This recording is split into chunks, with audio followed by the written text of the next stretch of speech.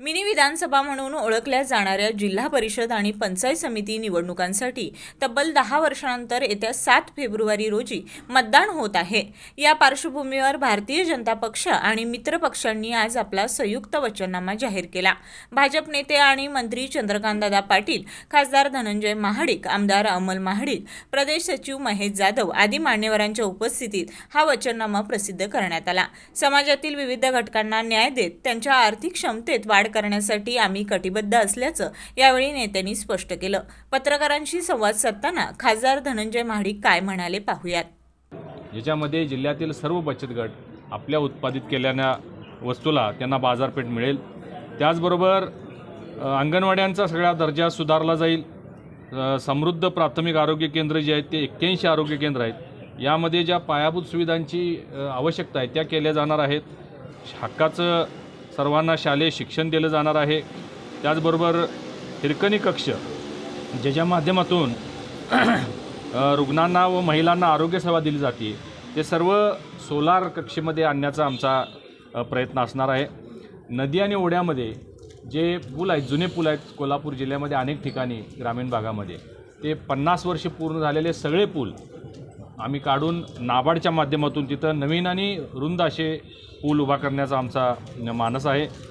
कोल्हापूर जिल्ह्यातील 2500 पेक्षा जास्त गावातून जाणारे जे रस्ते आहेत त्याच्यासाठी सुद्धा व्हाईट टॉपिंग करून, म्हणजे ते काही ठिकाणी डांबरी आणि काही ठिकाणी कॉन्क्रीट हे करण्याचा आम्ही आता लोकांना या आश्वासन देत आहोत।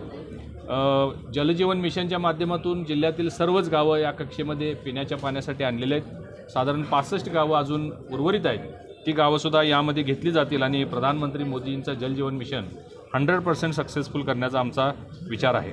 सध्या 1026 ग्रामपंचायती आहेत, त्यापैकी 541 ग्रामपंचायतीच्या इमारती आहेत आणि बाकीच्या ग्रामपंचायतीच्या इमारती दुरावस्थेमध्ये आहेत। तर त्या काढून आमच्या राज्य आणि केंद्र सरकारच्या योजनेतून त्या निर्मूलन करून नवीन त्या ठिकाणी बांधले जातील आणि सगळ्या ग्रीन बिल्डिंग आम्ही बांधण्याचा विचार केलेला आहे। सौर ऊर्जेवर या सगळ्या इमारती आम्ही करणार आहोत। जिल्ह्यामध्ये असणाऱ्या ज्या स्मशानभूमी आहेत, अनेक स्मशानभूमी दुरावस्थेमध्ये आहेत, त्या सगळ्या अद्ययावत करण्याच्या दृष्टिकोनातून, तिथं येणाऱ्या लोकांच्यासाठी सोय करण्याच्या दृष्टिकोनातून आमचा प्रयत्न असणार आहे। दुधाळ म्हैशींसाठी जो उपचार केंद्र असतो, त्यांना आहार लागतो, यासाठी सुद्धा आम्ही भारतीय जनता पार्टीच्या वतीनं काही योजना जिल्हा परिषदेच्या माध्यमातून आणणार आहोत। जिल्ह्यातील 1927 शाळा आहेत, या शाळांचं सर्वेक्षण पूर्ण झालेलं आहे। या सर्व शाळा समृद्ध करण्याच्या दृष्टिकोनातून, तिथं डिजिटल प्लॅटफॉर्म आणण्याच्या दृष्टिकोनातून, ई लर्निंग सुरू करण्याच्या दृष्टिकोनातून, मुलांसाठी चांगले शौचालय, जुने आणि दुरावस्थेमध्ये असणारे सगळे शौचालय त्याचं निर्मूलन करून त्याची व्यवस्था करणार आहोत। त्यांच्यासाठी क्रीडांगण चांगल्या पद्धतीत झालं पाहिजे, हा आमचा प्रयत्न असणार आहे। आणि त्याचबरोबर जिल्ह्याचे जे मोठी कामं आहेत, आता विमानतळाचं आपण विस्तारीकरण राज्य सरकारच्या वतीनं 290 कोटी मंजूर आहेत, आपल्याला माहिती आहे। त्याचबरोबर सौर ऊर्जेचे पंप शेतकऱ्यांना दिले जातात, त्यामध्ये वाढ करणार आहोत। सगळे 100% शेतकऱ्यांचे शेतीपंप हे सौर ऊर्जेवर झाले पाहिजेत, यासाठी आमचा प्रयत्न असणार आहे। मुख्यमंत्री लाडकी बहीण योजना 1500 रुपये सुरू आहे, त्यामध्ये वाढ करण्याच्या दृष्टिकोनातून राज्य सरकारकडे पाठपुरावा केला जाईल। प्रधानमंत्री आवास योजनेच्या माध्यमातून आत्तापर्यंत 53,000 घरकुलं झालेले आहेत, आणखीन 20,000 घरांचं उद्दिष्ट आम्ही ठेवलेलं आहे, त्याच्यासाठी सुद्धा आमचा पाठपुरावा असेल।